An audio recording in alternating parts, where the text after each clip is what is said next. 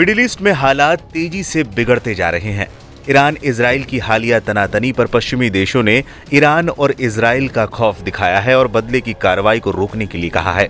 जब पश्चिमी नेताओं ने शनिवार को ईरान से आग्रह किया कि वो इजराइल द्वारा उसके खिलाफ किए जा रहे ताज़ा हवाई हमलों का जवाब ना दे। इस बीच अरब और मुस्लिम देश भी एक्टिव हो गए हैं, इजराइल की हमले की निंदा कर रहे हैं। उनका कहना है कि इस तरह की स्थिति से मिडिल ईस्ट में कोहराम मचने में देर नहीं लगेगा।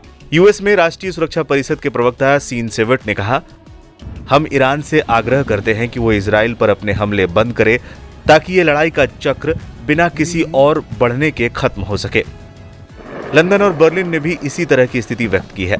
ये भी बता दें कि इजराइल की सेना ने शनिवार को ईरान के खिलाफ हवाई हमले किए, जिनमें सैन्य अड्डों और मिसाइल ठिकानों को निशाना बनाया गया। इस हमले को लेकर इजराइल का कहना है कि उनका लक्ष्य केवल सैन्य ठिकाने थे जो जनसंख्या केंद्रों से दूर थे।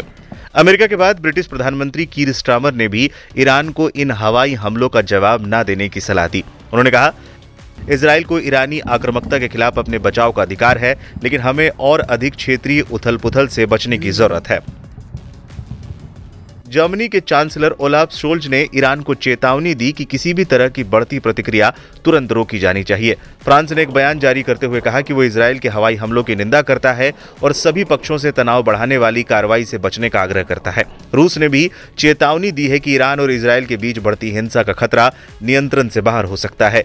रूस के विदेश मंत्रालय की प्रवक्ता मारिया ज़खारोवा ने कहा, हम सभी पक्षों से संयम बरतने और हिंसा को रोकने का आग्रह करते हैं।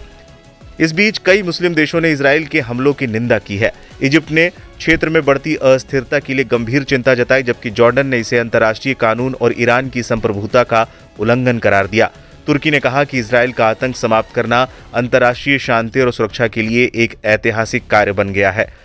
सऊदी अरब ने इजराइल के हमलों की निंदा की है और क्षेत्र में संघर्ष के और विस्तार के खिलाफ चेतावनी दी।